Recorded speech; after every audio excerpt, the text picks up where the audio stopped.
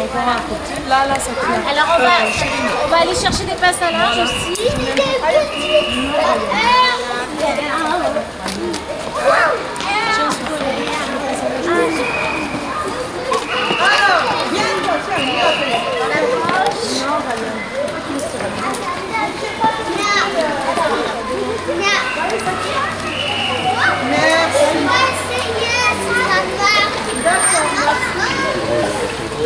On peut mettre une ici, non? Pourquoi vous avez mis ça? Chérine.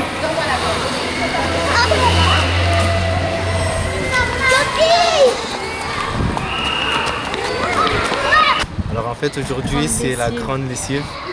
C'est un projet que la CLCV a commencé à faire depuis l'année dernière, qui a très bien marché avec les écoles et qu'ils ont voulu renouveler ça aujourd'hui et franchement c'est un très grand succès.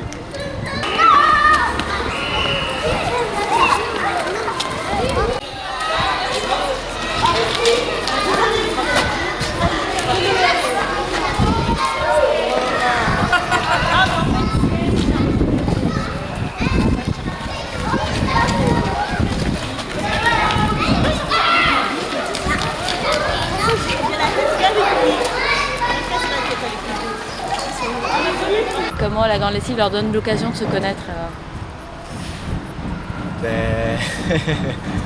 C'est de descendre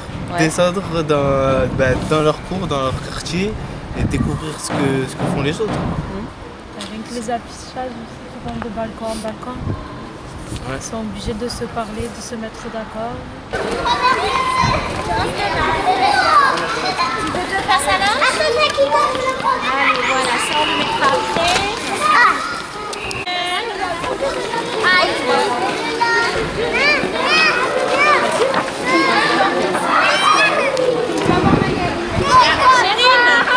Maman, le papa d'Amélia, il va t'aider à la fois.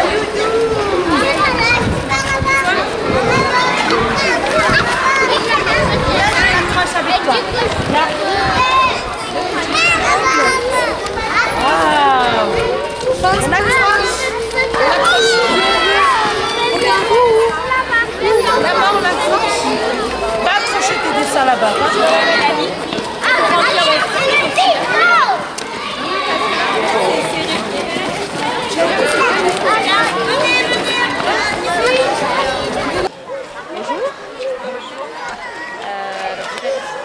La directrice de l'école maternelle Édouard Vaillant.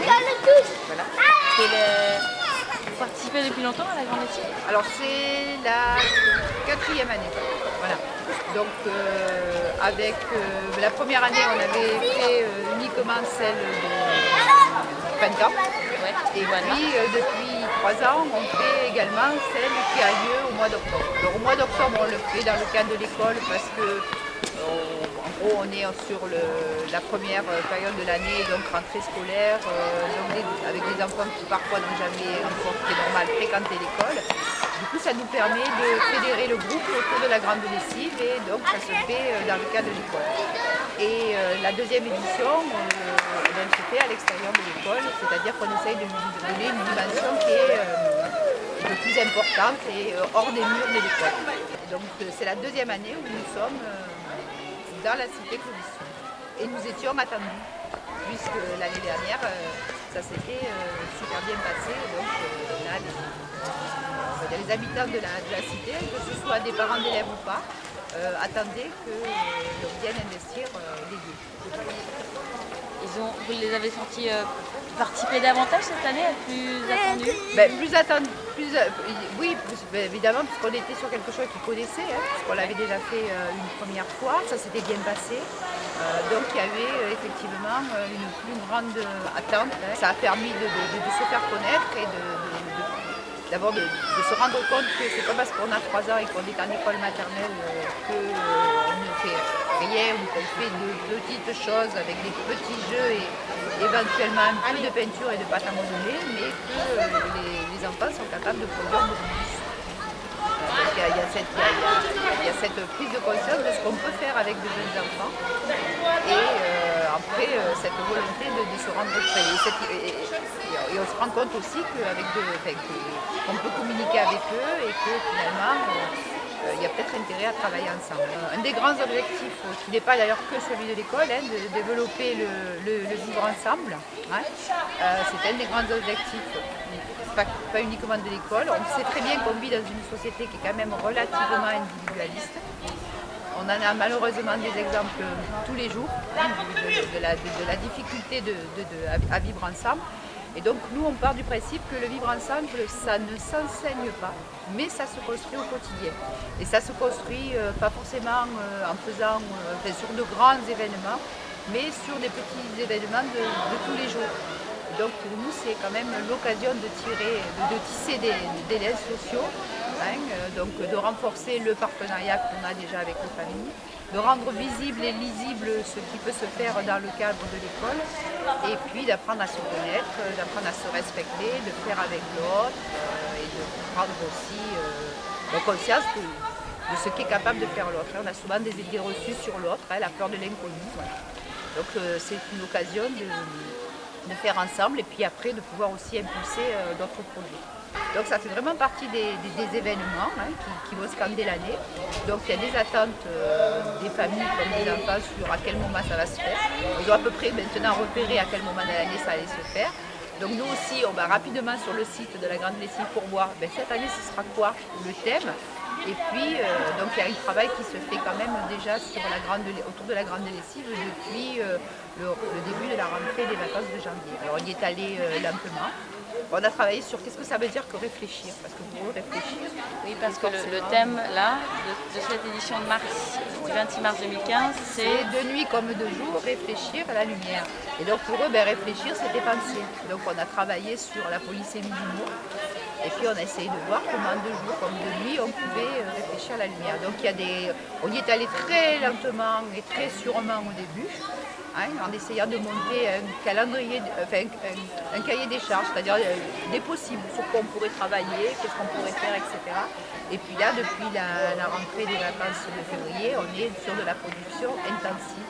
Et toute l'école est mobilisée sur la Grande Lessive. Donc on a produit des affiches qui ont été cette année, on va dire, sponsorisées par 13 Habitat, qui est le bailleur de la cité, donc qui a gracieusement accepté de les imprimer. On a fait la même chose avec des flyers, donc on est venu tracter. On a quand même des parents qui habitent à la cité, donc qui ont fait le relais auprès des autres. Et qui nous ont permis effectivement, quand on est venu tracter avec les enfants, de faire en sorte que les familles qui habitent la cité et qu'on ne connaissait pas forcément ouvrent les portes.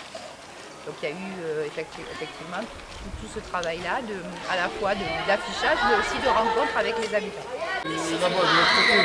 Allez, là, ça déchire pas. Il faut la tasser. Ils sont en train de venir. Ouais,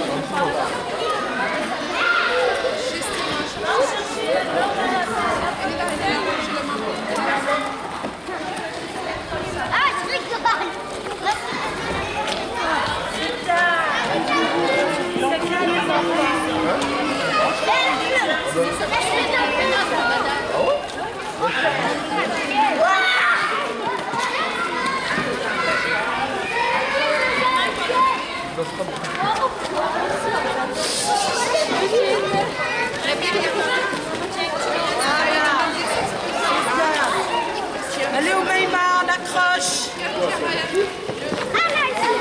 On accroche.